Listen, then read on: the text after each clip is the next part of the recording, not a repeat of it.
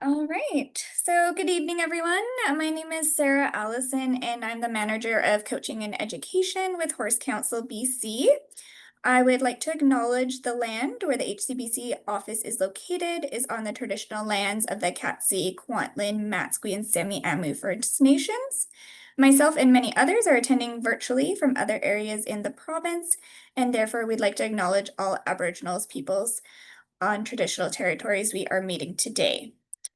And just some housekeeping before we get started. Like I said, this presentation is being recorded and will be up on our YouTube channel to watch at a later date. And if you guys have questions, we'd like to take those throughout the webinar to make it a bit more interactive. But just we ask that you either raise your hand or put your question in the chat and we'll monitor that throughout. And yeah, today we're here with Kat Stearns. She's the director of social strategy at her own consulting firm, and she's here to talk to us a bit about social media management for the club's of Horse Council. So I will hand it over to you, Kat. Perfect. Thank you so much. I'm just going to share my slide. Excellent. So thank you so much, Sarah. I am very excited to be presenting today. I've been in the digital marketing space for over 20 years. I've worked with a lot of different industries, but I've never actually got to work with the equine world. I am a rider myself. I own a horse. I'm a member of Horse Council BC, and so this is a topic very near and dear to my heart in an industry that's very near and dear to my heart as well. So I'm really excited to be jumping into today. So what am I hoping that you are going to be able to get out of today as well is that I understand that this crazy world of social media and digital can be very overwhelming, constantly changing. So I want you to hopefully make a little bit of sense out of it as we go through today. My goal is to be able to help you to navigate, to know a little bit more about what you can be doing, what you can maybe be doing differently, and giving you some tools to do that.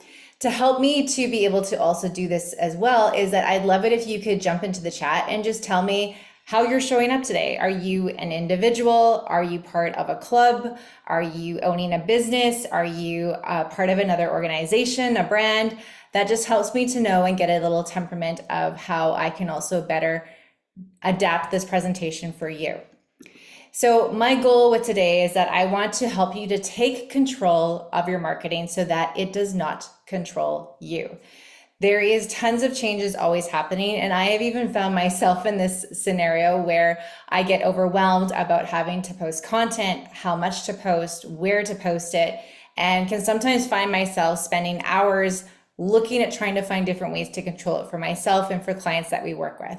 So I want you to be able to start to take some of that control back so that you can be able to do more of your business, because that's what we're here to really do.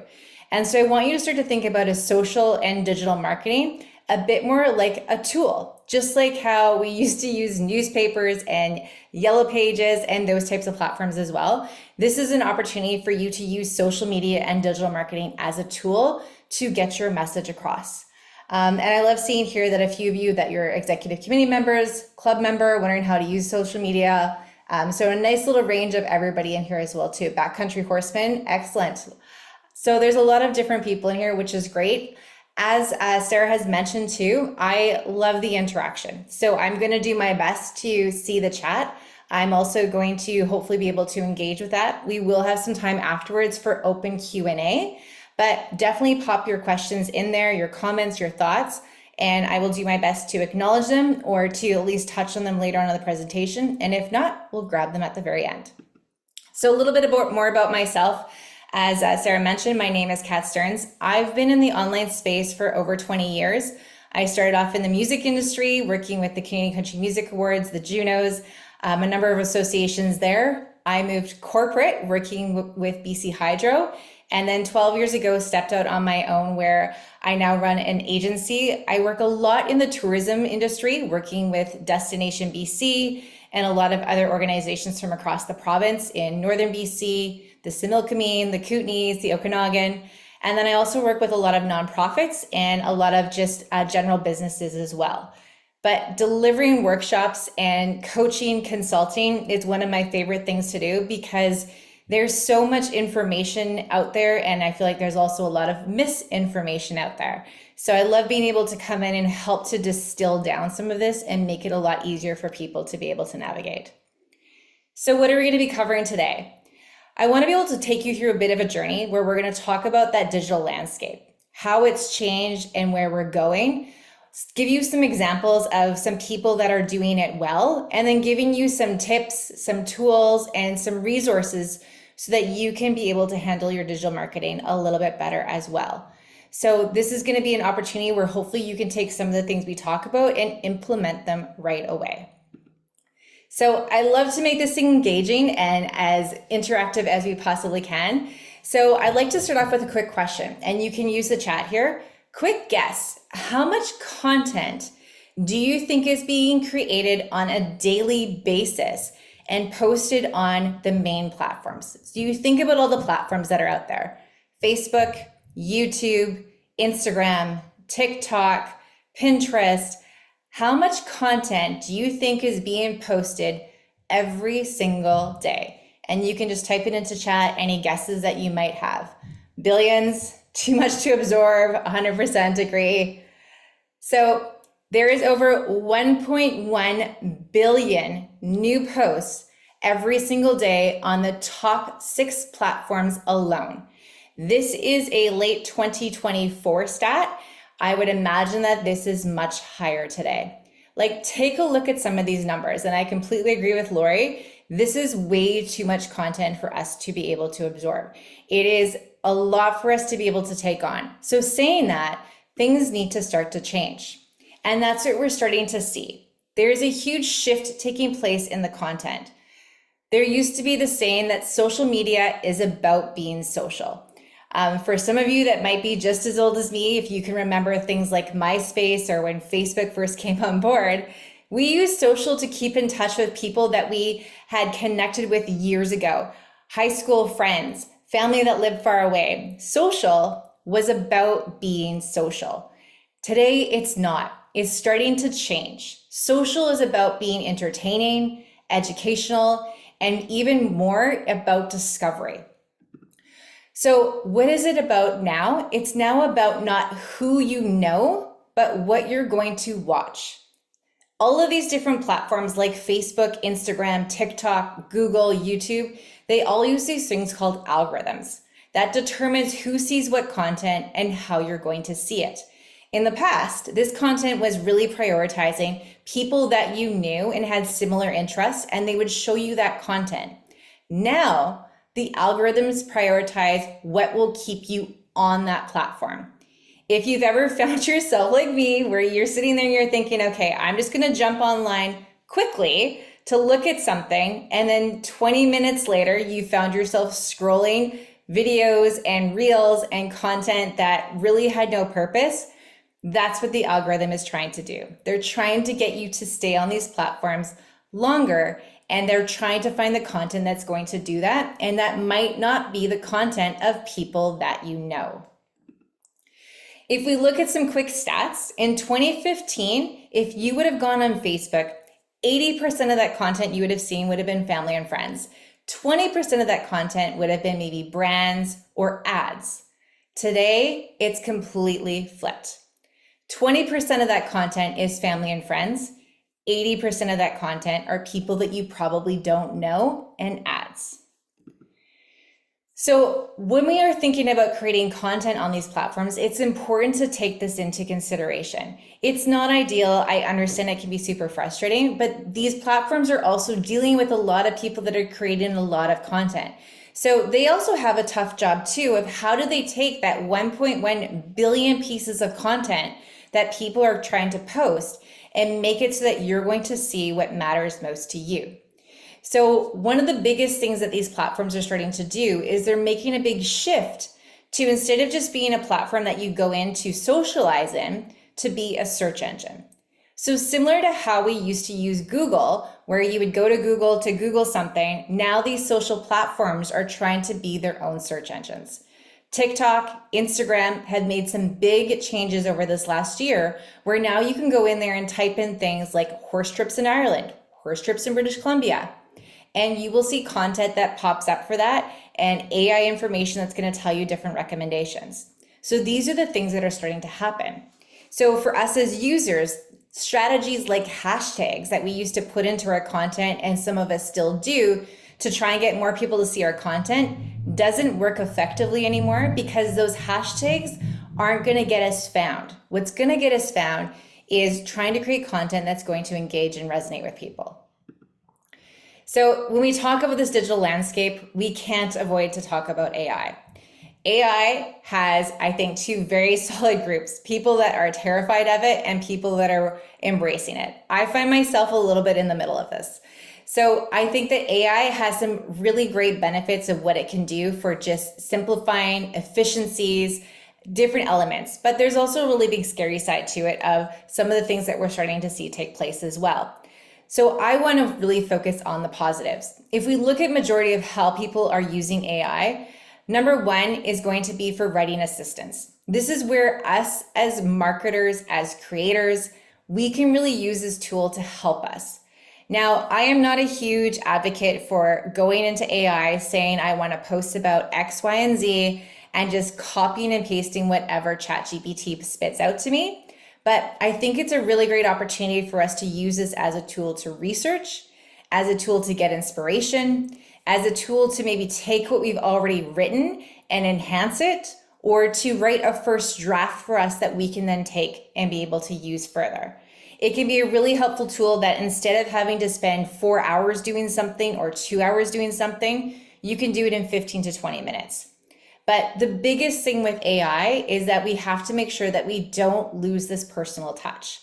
I do feel that AI is part of this situation where we see this 1.1 billion pieces of content because it makes it so easy for us to produce content, but it doesn't resonate and it doesn't have this value and it doesn't have that personal touch that having our own interest into it and having our own section into that as well too. So that's where it's really important. So if we look at all of these changes that are taking place, where we're seeing all of these algorithms make some big changes and differences, what does this mean for us? How can we be able to utilize this? How do we need to maybe change the way that we're communicating? So if we think about how we used to create content, this graphic, I've used it for years and I feel like it's very still true today. We used to have this idea that we used to be able to print a piece of content that was going to go into a newspaper, was going to be on a bulletin board somewhere. So we designed a pamphlet. Then we said, we're going to take that same pamphlet and we're going to throw it onto social media. And there, we did social. Now we're done. This doesn't work anymore. Gone are the days of that copy and paste approach to just create something once for one platform and then use it in the same place. If we're still creating and using these same pamphlets, these PDFs that we used to, that we're still putting on a bulletin board somewhere else, we need to start to change this approach with it. As well, gone are the days of this idea that posting more content is going to give us more exposure. So I create a lot of different content. And the one thing that I am finding more than ever now is that the number of times that you post isn't as important as it used to be. Back in the day, we used to say that you need to be posting consistently so that the algorithm knows that you're up to date. But good content will find good content. I have created videos, I have created content that I will see one video, like this example here, that will get over 863,000 views. Then next to it on either side are two videos that get less than 1,000 views or just over 1,000 views with no real rhyme or reason with it. Aside from the fact that I know that that one that got the 863 had a bit more time, a bit more purpose behind it. So I really believe that it's not about having to post certain amount of times a day. A lot of people talk about you need to post every single day or every single second day. And we don't really need to be doing that as much anymore. It's about really posting great content on the platforms that our audiences are on. That's what's really going to matter. So it's really about making sure that we're creating this great content first. It's about also taking this different approach for reminding ourselves that you are a creator. So each and every single one of you that I've listed here, whether you are the president of an organization, whether you are an individual, whether you are a trainer, whether you are just somebody that is a hobbyist, you have the ability to be a creator. With these big numbers, with these platforms starting to shift away from connecting with our friends and just solely going on search, it's not going to matter how many followers you have. It's not going to matter how many people are already connected with you. When you start to create good content, the algorithms can find that content and it can share it. Now, there's exceptions to this rule. If we're somebody that we use Facebook groups, like I know a lot of different clubs will do that, where if we use a Facebook group to be able to organize that content, those will run a little bit different because it's only going to a set group of people. But if you're using your personal account or you have a page or you're using any of these other platforms like Instagram or TikTok or YouTube, it's about really making sure that you are creating good content, because good content, regardless of the number of people that you have on your account, it will be shown and found because the algorithm wants to keep people on the platform, and that's what it wants to do. So what are some things that you want to be thinking about and doing? So the number one thing that I really suggest that you do is you start to think about what is your golden content. So what is golden content? I like to think of this as the content that anytime you talk about it, people get excited. Anytime that you post about it, you share about it, or you write something about it, people get excited. They like it, they want to read it, they want to consume it.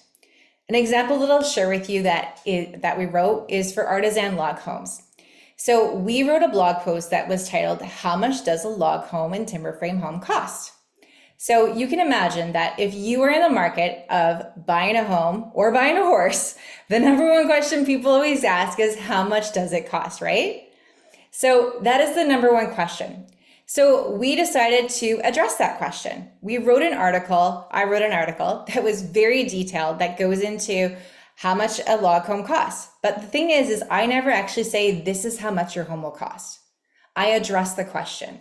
I was saying about how these are the things you want to look at. These are the things that you want to consider. And these elements will determine how much of a house you're going to cost. Because if you want a 5,000 square foot house or a 12,000 square foot house, the price is going to differ.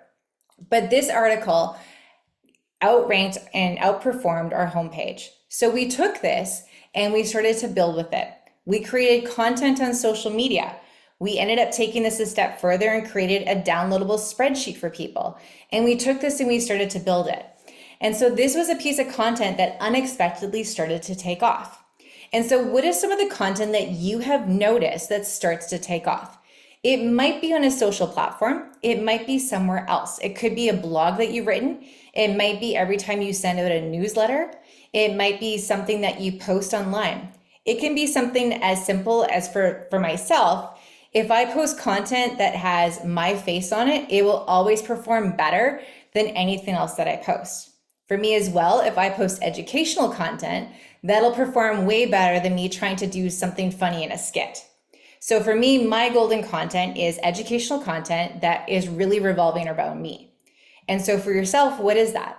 Is that when you show something that you're doing at the barn? Does it show when you are running an event? Is it when you're talking about something specific? Is it the type of content? Your golden content can be anything at all, but it's taking a moment to look at everything that you're doing and say, where are those little inflection points?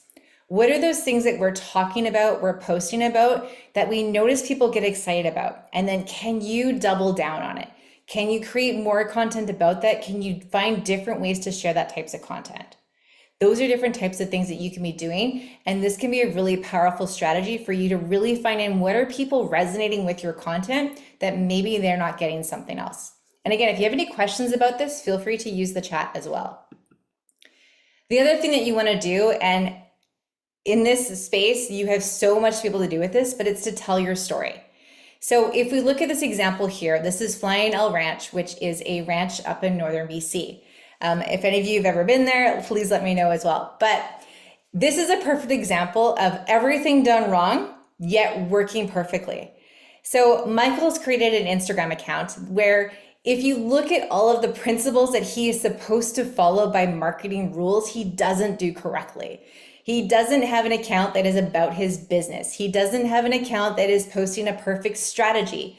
What is he doing? He's telling his story. And this content is so powerful, yet so many of us are afraid to do this. He is going in here and just talking about his day-to-day experiences. There's no way that he sat down with a marketing manager and said, you know what, on this date, I want us to capture a wild horse that's caught in a tree and we're going to document it and it's going to go on our account. There's no way that you can actually plan for that. So this is a perfect example about how he's using content that's happening in his everyday life and sharing it just in the raw experience that it is. And for a lot of us, you have these experiences too. It's something as simple as setting up a tripod while a lesson's going on or while a show is taking place. Maybe it's showing the behind the scenes of what sometimes happen. Sarah and I were talking earlier about how the life of owning a horse is not for the faint of heart. Everything can happen. We are working in an industry where so many people are drawn to it. Kids grow up wanting and dreaming about having a horse. Adults grow up dreaming about having a horse. People are mesmerized by these animals. And by us just sharing the behind the scenes of what we're doing can be so powerful. Yet, when I look at what a lot of people, not just in this industry, but in general, when we're telling these stories, we're telling the boring ones. We're telling the ones that we think have to be perfectly curated. But really, sometimes the best videos are the ones of showing that our horses did funny things. They ripped their blanket for the second time. They got into the apple tree, whatever the case may be. Sometimes it's those unexpected videos that we think have no value that actually really try to humanize who we are, what we're doing, and that really resonate with people. And so that's what Michael does here, is that if you look at his content, you look at his feed, it's not perfectly curated. It doesn't have all these perfectly beautiful photos by professional photographers. He doesn't follow a color scheme. He doesn't do a lot of things. You can see in the screenshot, he's got a pinned post of a printed out letter. I mean, that is everything that any social media manager would tell you never to do. But it works. And it works because he brought social back into social.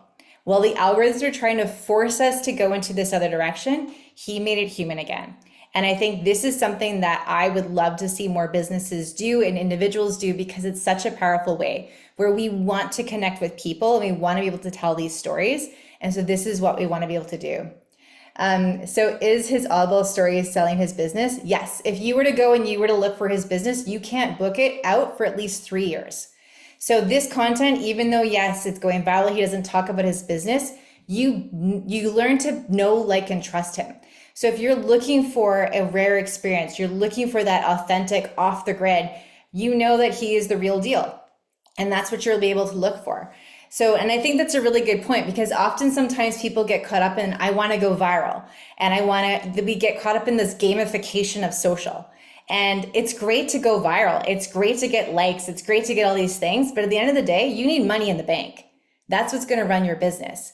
And that's what you want to be able to do. So what Michael's doing is that he didn't set out to go and try and have these huge amount of followers.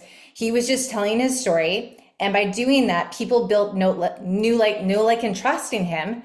And in doing that, they're coming to his ranch. And so now you can't book out for 2-3 years in advance because people are wanting to go there. So that's what you want to be thinking about with this.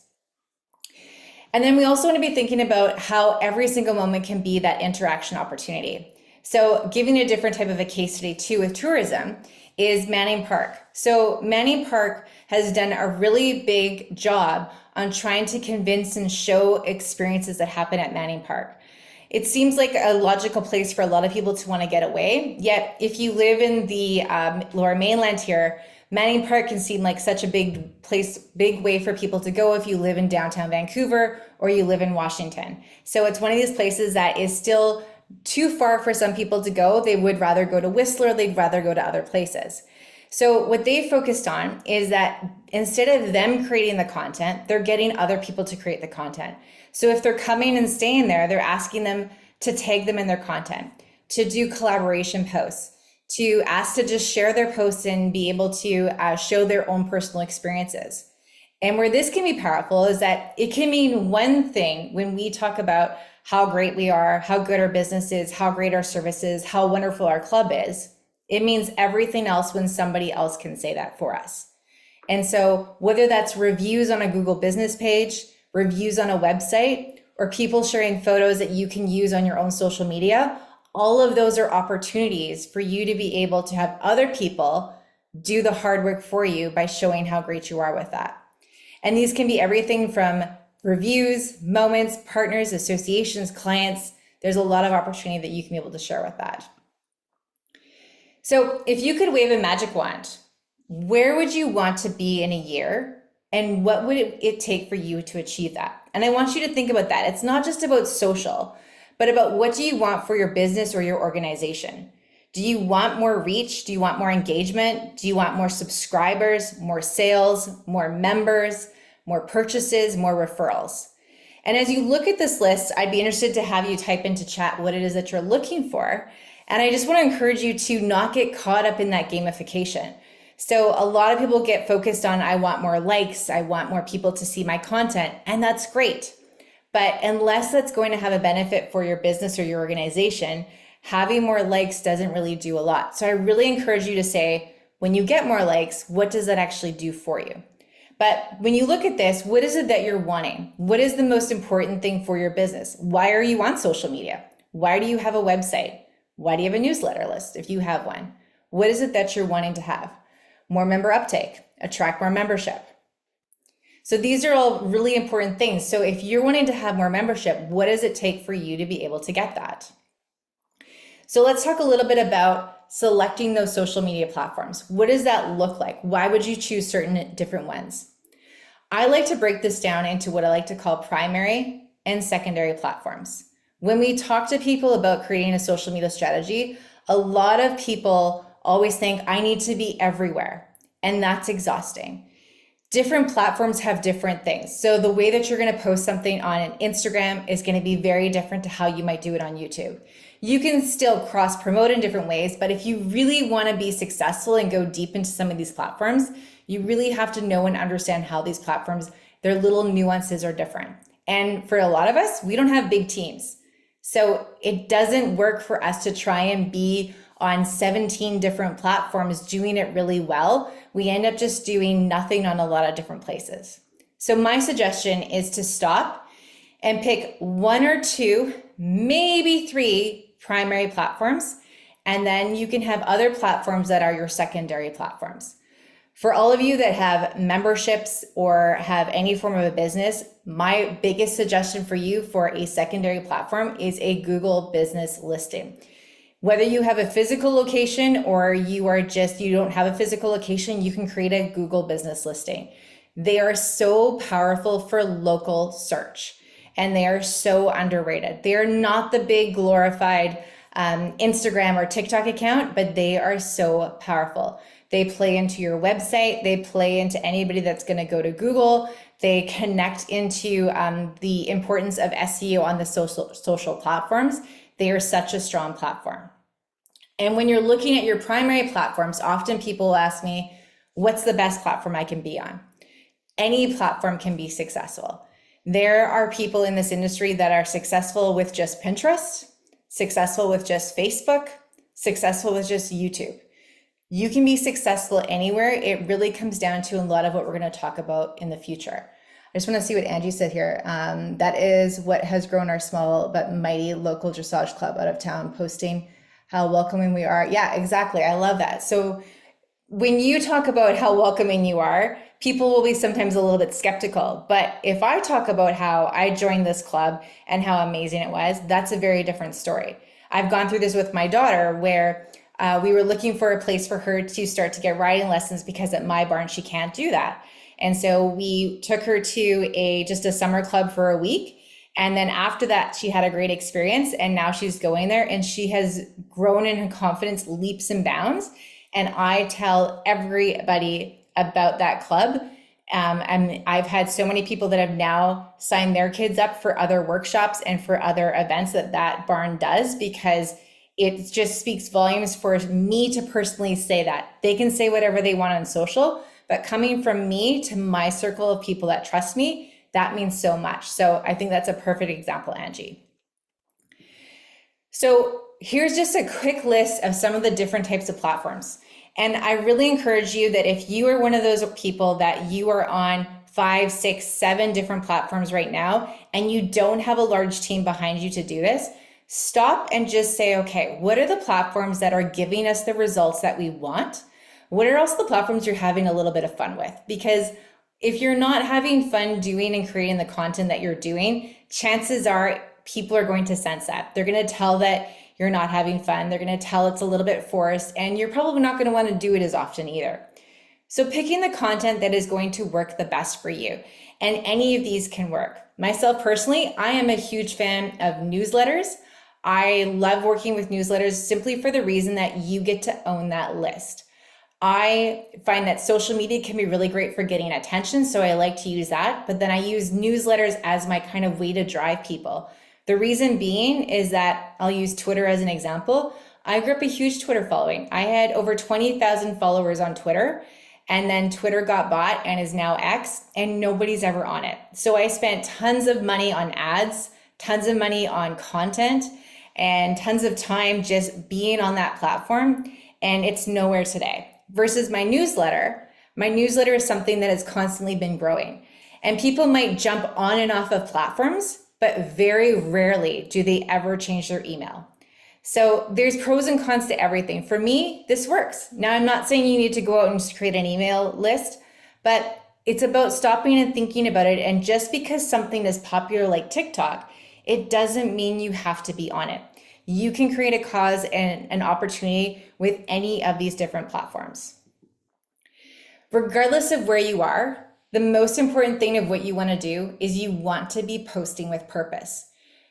Gone are the days of saying you have to post every single day. You have to send something out every single day or every single week. You want to be creating content that's going to have purpose. So let's talk about 3 content categories depending on what your goals are that you might want to be creating. So number 1 is content to attract. So if you are wanting to attract people because maybe they don't know that you exist, maybe they aren't aware of your industry or that something even is in their area, this might be a way that you might want to get that attraction. So this type of content typically right now works best with video. Different types of reels, different types of video content. If we're talking on social, that is going to be the main type of platform, but there's always an exception to the rule. A great photo can also do a lot, but the idea behind content that's going to attract, the number one thing is that it's not selling. Now, again, there's always exceptions where sometimes something will go crazy and people will see it and it does have a soft sell in it or a hard sell, but often it's not selling content. It's something that's meant to entertain.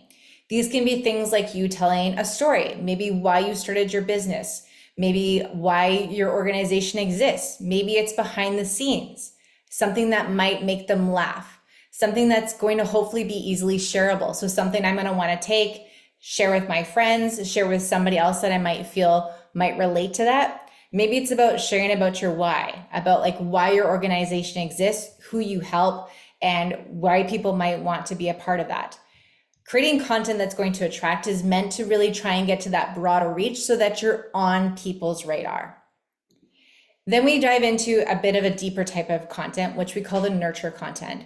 This is where you start to build that know, like, and trust. In the example of Michael that I shared, a lot of his content is that kind of entertain and nurture. The selling is something that kind of happens on its own, but this nurture content is where you're able to dive a little bit deeper. Maybe they get to know you a little bit well. A type of content I love to do is meet the team. If you're stuck for content, one of the best things that I love to do is meet the team content. Because if people have worked with you, have worked with partners, have worked with your team before, they will see their face on a social media post and jump in there to talk about how wonderful they are or an experience that they had. It's one of the best ways for you to get that engagement, to get people excited. It's a really great way for you to start to create that nurturing type of content.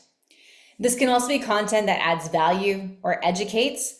Another great thing that I love to do is answering common questions. So I love this idea that if one person has that question, other people probably have that same question, no matter how simple it is. I have been in the digital marketing space for over 20 years.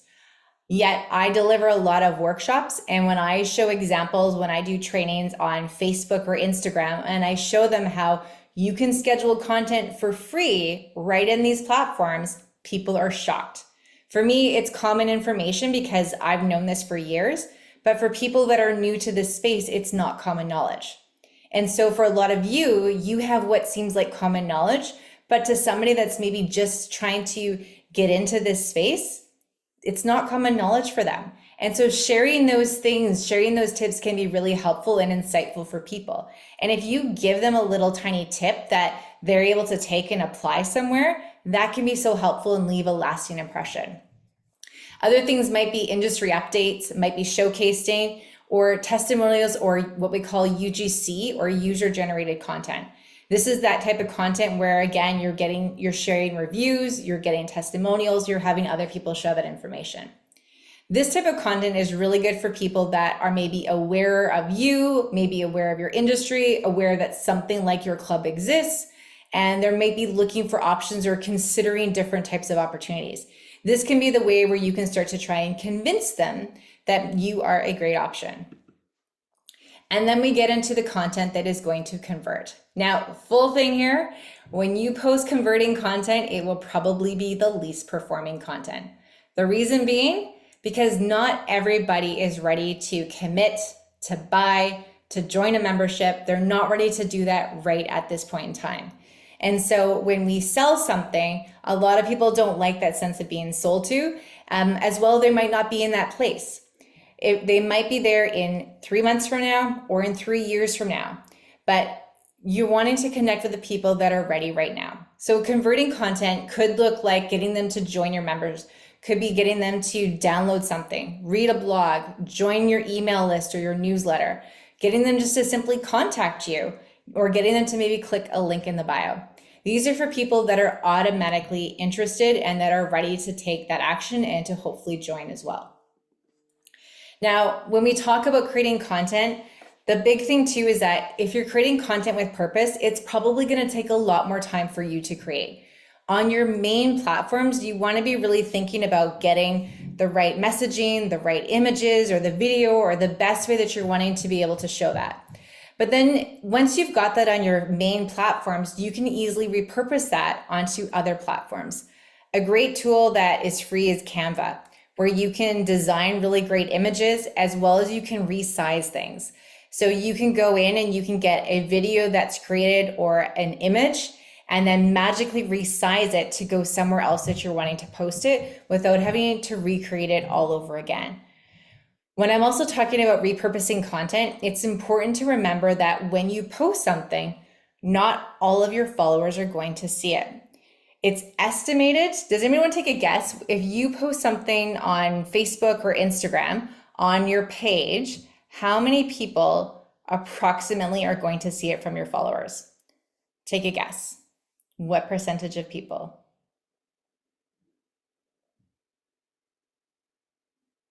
40%, 10%, 20%. I'm going to really upset you guys tonight. 3%. As a general rule, only 3% of your followers are going to see that content. So that will change. If it's a piece of content that does really well and lots of people engage with it, it will start to increase. But as a general rule, 2 to 3% of your followers will be the only ones that see that piece of content. So why is this important? Because when you posted something 6 months ago, not everybody saw it. And even those people that did see it, maybe it didn't resonate with them. So repurposing content, I like to say that it's, yes, taking something that you created on one platform and sharing it to another, but it's also about reposting it again. That sharing it a week from now, sharing it a month from now. I have a couple of key pieces of content that we share every single year because A, we get new followers, and B, the people that probably saw it weren't everybody that was on our account. So being not afraid to reshare that content. Sharing on Instagram, I only seem to be able to send to individuals instead of sharing like you do on Facebook. Cover if that's helpful. So sharing on Instagram. So when you're saying sharing, are you meaning when you post Or do you mean when you're resharing something that somebody else has posted? If you're resharing something, so say Horse Council BC posted something on Instagram, you're not taking that necessarily and resharing that to your own grid. You can do that now, but it gets done a little bit different. It's not the same as Facebook, you are correct. So that might be something someone else did. Yeah, so if Horse Council BC posts something and you want to share that, it's not like Facebook where you can take that and easily share it onto your platform the same way. They do now have that where you can hit kind of the two arrows, and now you can do it and it'll show up in a different place on your grid, but it's not the same way as Facebook, you are correct. But what you can do is that you can share it where it's going to go to followers, where it's going to go up in your story. Everybody can see it there. It can go to the resharing post that's going to show up as a tab over in your Instagram grid, but it does not go on your main grid. The type of sharing though that I'm talking about here is that let's pretend that a month ago you did an update that talks a little bit about your club, what you offer, when you meet, different things, that offerings that you have, different shows that are coming up. You did a big update. Well, when you posted that a month ago, chances are, let's say 3 to 10% of the people saw that. So for you want to repost that again so that more people will get to see that as well, because not everybody's going to be able to see that. So Jacqueline says, so do you reshare the original post or do you repost? That's a great question. Personally, I like to repost it. I like to look at what I had created that time. So let's say you created something, you chose an image, and it got, again, let's pretend that you have 1,000 followers and you got 10 people that liked it and 2 comments. I would look at that and go, okay, what worked with that piece of content? And then what can I do different? Maybe I would look at that and say, let's try putting that into a reel. And when you're doing video, something as simple as just having text moving across, or having a little bit of movement in an image where it zooms in or zooms out, that can classify as a video. So I would say, let's try that in a different way. I'm always looking at ways of saying, can I just slightly improve the content from the way I did it before? I wouldn't reshare that content. So one of the things that happens in these algorithms is they look at what they call time decay. So if you posted something a month ago, from the algorithm's perspective, it's old and outdated content. On average, your content lifespan has only 48 hours. So if you post something today, and in 48 hours, it's going to have hit the max amount of people that it's probably going to hit. If it's gone viral, it will have a longer lifespan, but on Facebook and Instagram, typically it's 48 hours. Platforms like YouTube, TikTok, and Pinterest are exceptions to that rule. They are true search engine platforms where they will have a longer lifespan. Instagram, if you search, your content can come up that way, but it's not going to come up in the feed like it would when you just post it. Does that make sense to everybody, or do you want any clarification? I see a couple of nods saying yes. Okay, if you want more clarification, let me know with that. So repurposing content is about not only just taking something and resharing it, it's about repurposing, saying, I created this once, let's use it again. And this is the same idea that if you find that golden content and you find like, wow, if I talk about this one horse, if I talk about this one event, if we post something and it has this person's picture on it, we always tend to get more engagement. That might be something that you go, okay, if we have a really important announcement, this is when I'm going to do that. A true mom moment here. I've had some opportunities where I've had something really important to get across that's really heavy, and I've used my children in a photo, because when I post pictures of my kids, people love it. I'm not saying you have to use your kids in that format, but that is the example that I'm giving you. Or I'll use my dog or my horse or something like that, and something visual like that will get people's attention. Now, sometimes they get distracted. They look at the picture, they comment on the picture and not the post, but it gets out there to a lot more people, possibly than it would have originally. So the other thing that you want to be thinking about is working smarter, not harder. So a great thing that you can do is be batching content. If you know that you have an event coming up, you know that there's some shows coming up, you know you have some deadlines, looking at that ahead of time and then mapping out what you need to do rather than waking up the morning of and going, what am I going to create with that? The more that you can plan in advance, the better that you will find that your content is going to do because you've got the time to do it. The great thing about batching and scheduling content is that, again, when I talked about that time decay, there's certain times of the day that people that follow your account are going to be online versus other times. Typically, it's in the morning. So morning time when people are just getting up, maybe they're getting kids ready for school. Lunchtime, people are on their lunch breaks. Right towards the end of the day of the workday when people are kind of tired, they're waiting for that 4 or 5 o'clock deadline. And then 7, 8 o'clock at night when kids are in bed, they're on their phone, they're on the couch. So those are kind of like good milestone times. But if we are trying to do this during office hours, or if we're trying to do this on the corner of our desk at 11 o'clock at night, if we post at those time periods, our content might not be seen by the optimal amount of people. So if you can batch and schedule your content, you can look at what your analytics is telling you and schedule it at the right time. So these are things that are just going to make it nice and easy for you to be able to work with. And then don't rely on yourself. Find your herd of people that are going to help you. Organizations like Horse Council BC, finding other partners, whether that's in your community, other clubs, finding clients, members, other associations, local leaders or influencers, people that already have large followings, finding ways that you can be able to partner. Again, there's so much content being created and we're all struggling for the same thing. We're all struggling to try and get our messages seen and our messages heard, and partnering together can make your message a lot stronger. And so looking for these opportunities, if somebody's a really great photographer, really great at creating content, maybe they've got a really great following, maybe they're very engaging, those can be great opportunities for you to partner with them to try and get your message out. Because I really believe that when two people work together, that we can really achieve a lot more, and that we're actually multiplying things more than just 1 + 1 = 2, 1 + 1 = 3. So you can have that much more traction with it.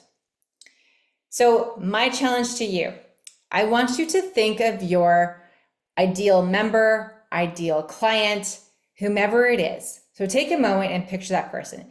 If you could be thinking about that one person that is your ideal, if you could duplicate them 100 times or 1,000 times, who would it be? And now that you have them in your mind, I want you to think, how can you become their favorite source of content? Regardless of the platform, what is it that you could be creating that one person would be waking up every single morning and saying, oh, I wonder if they have a newsletter, or I wonder if they posted a video, or I wonder if they've shared a little update on their podcast. Who is that person, and what is the type of content that you could create that you would be one of their favorites? I love this because so often we get bogged down with this idea that we have the ability to communicate with everybody. Yet when we try to talk to everybody, we really are talking to no one. So if you can pick that one person that you wish that you could duplicate 1,000 times over, and you think, you know what, if I could just get 1,000 more of those individuals, then I'd be great, or 10 more of those individuals even. And then just think about, you know what, I just want to create really great content with them in mind. We call that our ideal client, our ideal target audience. There's a little avatar, there's a lot of other names for it. But if you can just think, you know what, I'm creating content for just this one person to see, that's going to help you to create better, stronger content that more people are going to see as well. So I see a couple of comments in here too from you, Jacqueline. I'll just wrap up and I can definitely adjust them. So to pull this all together, let's talk about how you would probably go about looking at your social media plan. Number one is get clear on your goals. Why are you wanting to be on social? Why do you want to be online? Are you looking to gain, a lot of you have said you wanted to gain more members. Okay, so let's identify that that's the goal. How are you going to do that? What is the type of content that you need to create to achieve that goal? Do you need to have people discover who you are? Do you need people to learn about the value and why they should become members? What is it that you need to do in order to start to get more of those people? Choose your primary and secondary platforms. Choose the platforms that are going to help you to achieve that. Again, if I think about different types of platforms, TikTok is really great, but it has a wide reach. It's really hard to get people to come off of TikTok to go to your website. Instagram can sometimes be like that with Reels as well, but there's still this a lot easier opportunity for you to get people to link out. Facebook, it's really easy to put links in your descriptions. YouTube can, again, there's a lot of challenges there, but there's some opportunities. Newsletters, fantastic opportunity, really quick, really easy. But there's benefits to all of these different types of platforms. Then sit down and start to plan your content. You don't need to post every single day. You don't even need to post every second day. If you post once a week or every couple of weeks and it's really good content, your content will get found. And then recruit and partner. Don't feel like you have to do it alone. Find free resources, free tools, partner with associations, other individuals to try and even the load. And then once you are sharing it, be proud of your content. Be proud of it and be willing to share it. And be open to sharing it on your personal profiles, encouraging other people to share it, and really help to get that word out there. Because I believe that as you start to take these small actions, that they are truly going to lead to bigger results. So I'm going to end it here and go into the chat here to answer some of your questions. So Jacqueline says, is it true being active, i.e. commenting and liking comments helps build traction? So the short answer is yes, but it does depend on the platforms. So if you are on TikTok, TikTok's main metric that they look for is watch time. If you are on Instagram, the main metric that they look for on there is commenting, and they're starting to lean more to watch time. If you are on linking out is a big one on there, but more importantly than linking out is direct messages. So getting people in your DMs on Instagram is a big one. Facebook is definitely linking. They consider that a form of interaction, but it depends on the types of links. So I do see people that still post links to YouTube videos. Facebook does not like YouTube. So if you actually post a YouTube video, it will get downgraded and not shared nearly as much as if you were to say post a link to a website. So linking is a big one that YouTube still does support a lot more. So each kind of algorithm has different metrics. They all like them, but some things they'll like better than others. So it just kind of depends which one you're looking for. If you have a specific one that you're wanting to ask, I'm happy to answer that too.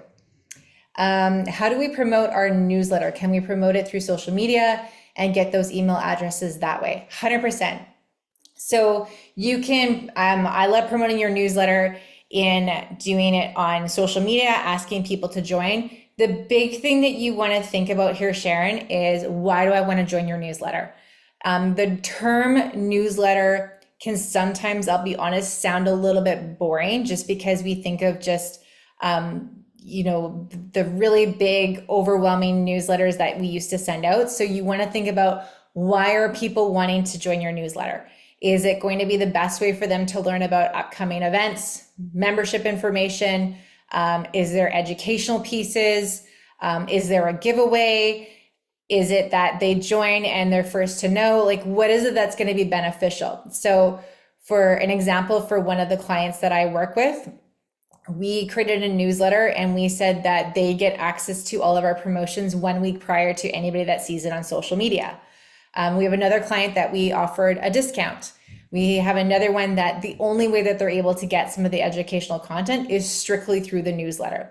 So you just want to have a little bit of an angle. If it's just a join our newsletter, you'll probably get some people, but you want to think about, what is the benefit? What is in it for them to want to join your newsletter? Annie says, thanks, Kat. It's been very informative. Thank you. I appreciate that.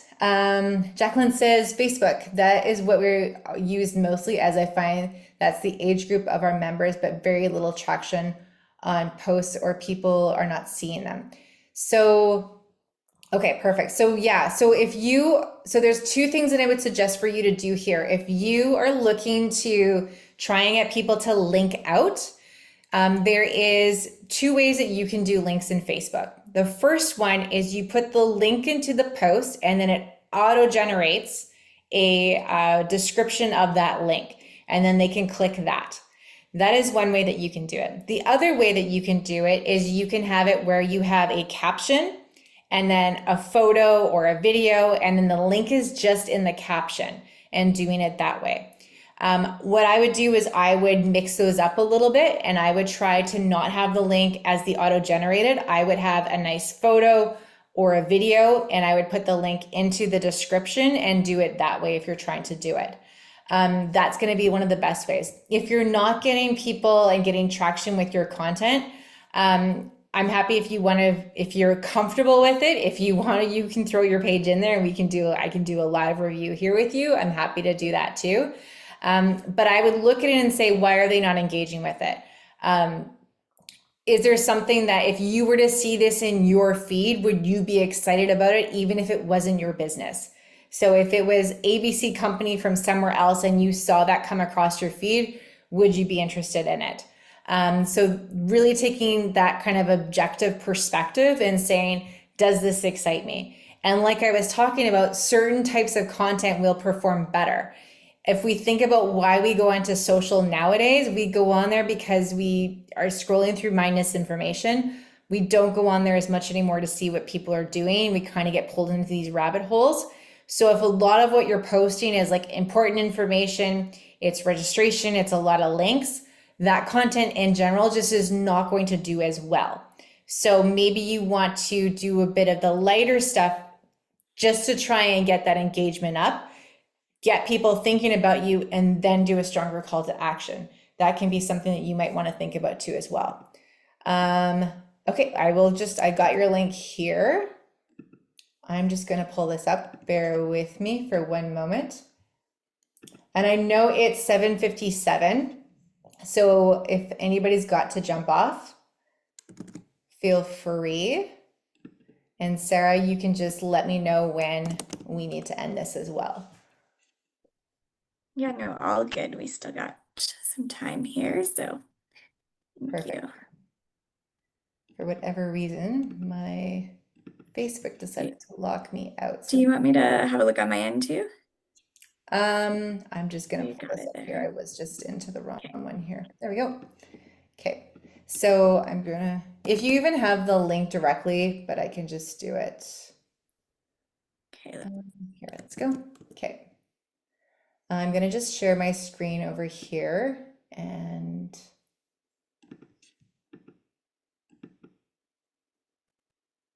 okay, so I'm gonna guess that this is the account that we're looking at here. yeah, sorry. Okay, perfect. So okay, so we'll just take a quick look with this as here. So this is what I was talking about. So see this link here. So we can see how this account, how it's got this auto-generated link down below. So you have the link up here, but then it auto-generated here.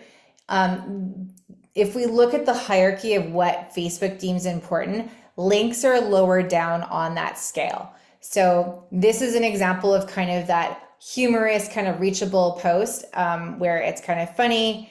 You do have a little bit of like a call to action here, which is good, but it probably, you know, would perform better than a post that is like this from a Facebook perspective, just because this is an auto-generated link and it doesn't like that as well. So I'll just be like honest. Like I can see you got 5 comments, 7 shares. You've got a lot of these types of posts in here. I'm just gonna take a quick kind of glance. So this is a shared post here. And you've got a, so like this one here, I would probably say because you're seeing a picture of somebody, performed well. This one here, a real video. So what I'm kind of seeing very quickly is I can see when there's real pictures of people that they tend to perform much better. So even if it's not about exactly what's in the photo, using the photo to draw in attention. We're very visual people and we get drawn in by images. There's that popular saying that a picture's worth 1,000 words. The same is true here. So if you want to get people's attention, using an image of something that is recognizable. So you could even take some of these images that are in here, and if you had something that you wanted to talk about in the future, so registration for an event, you wanted to, I think you had a call to action with regards to one of the judges, like you could do something like that where you're using that image. Maybe you do like a text overlay. You could do something like that, and it would get people's attention, because I can see here that anytime that you're posting images with real people, real things happening, that gets way more engagement. And you can see like they're not like beautiful, perfect, expert images. They're good images, but that's what people want to see, is they want to resonate with that. So I don't know if that kind of helps in a quick way, but from just what I can see here, using real photos is going to make a huge difference in helping you to get that, because these pieces of content are getting really good engagement. So that's what I would suggest. Things like this help. Like I know like that's what you want to get across, but take an image and then do like help across it. Do something like that instead of just help like a clip art. Those things are always going to do a little bit better. Same with this type of thing as well. This is where Canva can be super helpful, is it's got a lot of the key information. I mean, it didn't do horrible whatsoever, but if you felt like this could have done better, I would have done a real image and maybe done an image and then on half and on the other half had a lot of that information in there. This reserve, like again, if you're going to have some of this information repeated in here, you wouldn't need it on it. But this is an example where I would probably adjust this a little bit differently to be on social. So just a quick review on that. I hope that helps. And if you have any other comments, let me know. Anybody else brave enough that they want a quick assessment? Yeah, that's my kind of thoughts on that. So yeah, I guess with saying that, I want to say thank you all very much for your participation and for joining us here today. I really had fun talking with you and being able to jump into a lot of this. Hopefully you found it helpful. And with that being said, you're fine to reach over to me. I'll share my screen one more time just in case anybody wants my contact details. Yeah, if you ever have any questions, you're looking for any support, feel free to reach out to me. I'm happy to answer any questions that you might have. And thank you so much, Sarah, for having me, and have a great evening, everyone. Yeah, thank you so much, Kat. I really appreciate you coming, and it was super informative and great to like see kind of the change of like landscape too in the digital marketing kind of scene and everything. So, and I think it's like, yeah, especially some of those stats, like some really good food for thought for everybody. And yeah, kind of seeing how that's shifting. So yeah, I'm glad we recorded this because I feel like there's gonna be a lot more that we can go back and have some additional learnings and stuff as well. And yeah, and it's great to have also somebody that's in the horse world themselves and kind of has that extra layer and like deeper understanding of what we're all in and what we're passionate about. So yeah, thank you so much. Oh, Lori's just asking about the recording. Yes, Lori, so we'll have that posted on our YouTube page as well. So yeah. Perfect. Let's promote the recording. This can help lots of clubs. Yeah, and I think even lots of clubs for sure. And it was kind of interesting you touching a bit on kind of the business lens as well. So we might have to get this out to like our coaches and trainers too. So yeah, awesome. Okay, well, thank you so much, everybody, and have a good rest of your evening. Take care. Bye. Thank you. Thanks. Bye, Kat. Bye.